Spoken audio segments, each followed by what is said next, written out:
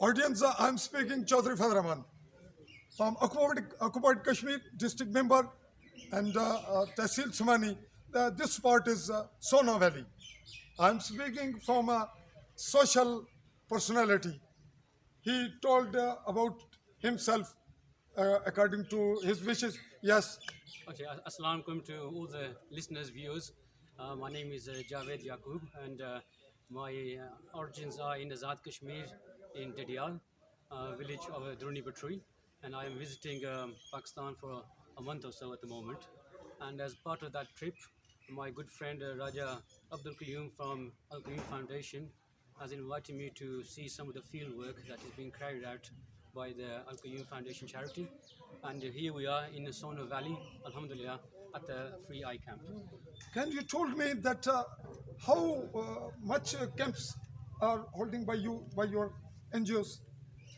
I mean, this is the second camp I've been to. I went to Kotli last year, and a friend of mine organized camp. Mashallah, this is the second one, and with Al Qayyum Foundation, I try to support the charity. You are a big donor of this charity. Well, I wouldn't quite say big donor, but Yes, I try to support it where I can, and I'm also the accountant for the charity. So in the UK, we have to audit the accounts. We have to see where the money's gone, how the money's been spent from the donors. So we ask the charity to provide us with the receipts, evidence of where the money has been spent.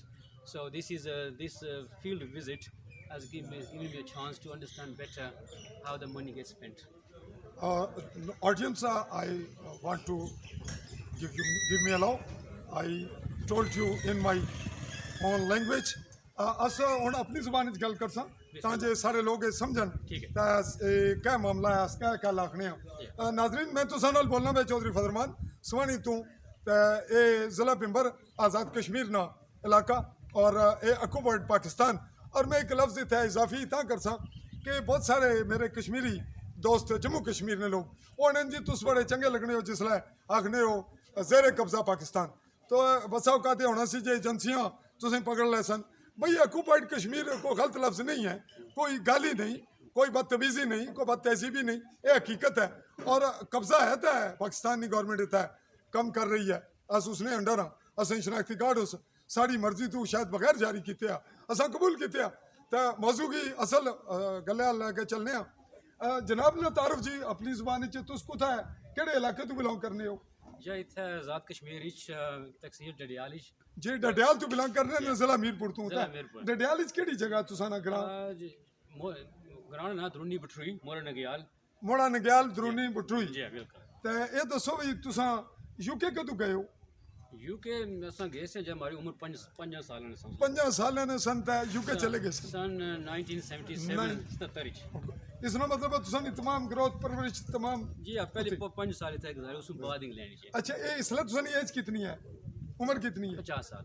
50 साल ये जी निसफ सदी पूरी कर गए तो अल्लाह इन्होंने सेहत जिंदगी तवील करे, तंदुरुस्ती अता फरमाए। अच्छा, ये दसो कि तुसां सोशल हवाले नाल इस अल कयूम राजा अब्दुल कयूम साहब नाल हो तो अल कयूम फाउंडेशन ने डोनर भी और दोस्त भी हैं तुसां ने, इस हवाले नाल तुसां ने एक ख्याल इधर क्यों आया, किस वजह नाल आया? इस वजह से कि असा ने ये ख्वाहिश होनी कि गरीब बंदे, जिस बंदे की ज़रूरत है, बीमार बंदे की अगर कोई फ़ायदा पहुँचा ही सका इंशाल्लाह तो उस नाल कदम उस बंदे नाल उठाएं। तो ये अज तुसां आई कैंप रखा इत्थे सोना वैली, पहली दफ़ा समानी वैली च आए हो? जी पहली दफ़ा सोना वैली च पहली बारी आए तो इत्थे क्या महसूस किया? वैली तुसां नहीं ڈڈیال भी कोई कमी खूबसूरती तो कोई नहीं कमी ना ڈڈیال ना, लेकिन वैली समानी कैसी लगा? माशा बड़ी खूब जगह, बड़ी खूबसूरत जगह है, बहुत खूबसूरत। ये नाल मतलब बॉर्डर भी नाले इस वाले आए ना तक जनों के क्या हालत है इस इलाके में। हाँ लोगों ने ये नाजरीन ने कल इन्ना मसे आखी है भाई इत्थे अहम गल इन्ना वास्ते आने माड़े वास्ते है कि इत्थे ने जो बॉर्डर नज़दीक है तो इत्थे ने मामलात कल्चर इत्थे नहीं ये चीज़ मेरे वास्ते इजाफी मालूमाती हुई है तो इस मेरी सोच फिक्र क्या समझने हो कुछ? क्योंकि असां ڈڈیال थोड़े ये मामला नहीं था होना, असां दूर हैं बॉर्डर कोलों।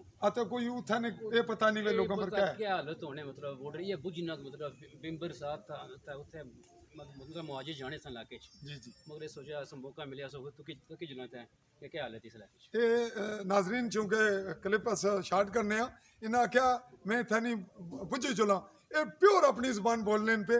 तो मैं भी ख्वाहिश है कि असा एक इंटरव्यू इन्ना जे कोई दोस्त ऐसे मिलन जिन्होंने नाल मैं बोलना तो मैं भी सवाल करने अपनी ज़बान बोलनी मुश्किल हो जाए, क्योंकि आज़ादी हो गए हैं कि अस अपनी ज़बान भी थोड़ी जी मॉडिफाई कर बैठे हैं। मसलन खट आखने सा, मंजी आखने सा, जिसकी उर्दू जुन चारपाई आखने हैं। तो ये बहुत सारिया दिलचस्प गल्लां। तो जनाब तुसा अज कोई कुछ ऐसी कोई पैगाम दोगे, कोई गल दसोगे? क्या कर दें इंशाल्लाह अज क्लिप करसा, कल फिर ट्राई करसा कोई जदीद डेवलपमेंट जड़ी है सारी सोच फिक्र जिस नाल पब्लिक की मैसेज है। असा दरअसल शऊर वास्ते है, मेरा जड़ा चैनल है शऊर वास्ते। मेन मैसेज है कि मतलब हर बंदा अपने एजुकेशन बहुत ज़रूरी है। एजुकेशन बहुत ज़रूरी है जी। एजुकेशन मतलब तालीम, जो तालीम अपने बच्चे को औलाद की खुद वो इंग्लिश कहने ना क्रेडिट टू ग्रेव तक, पैदाइश तो लगा मरने तक। तो एजुकेशन इज मतलब इस साल हो आप इम्प्रूव करो। मैं तो लगता माँ ने पेड़ तू मरने तक तालीम हासिल करो। और मेरा ये मैसेज मेरे अपने औलाद वास्ते है, मेरे बच्चों वास्ते भी है, मेरे अपने भतीजे जिन्होंने लोगों तालीम अल तवज्जो कर दी थी, मेरे और अजीज़ों कर मेरे इलाके ने लोग इस पर। और मैं जनाब नाल गुजारिश कर सा, राजा अब्दुल कयूम साहब नाल भी वो गल की है, तुसा नाल भी कि NGOs हर फील्ड हर जगह हर सतह पर काम कर रही हैं। और इंतहाई बेसिक रिक्वायरमेंट जी इंसानी है वो बुनियादी तो तालीम है, भावें कपड़े फटे हो, लेकिन तालीम तो भी पहला ये है कि कम से कम इंसान जिंदा है। उसकी जिस तरह एक पुल ने मिसाल दी थी ने एक पुल बनाया, ये बेसिक रिक्वायरमेंट है। एम्बुलेंस बेसिक रिक्वायरमेंट है।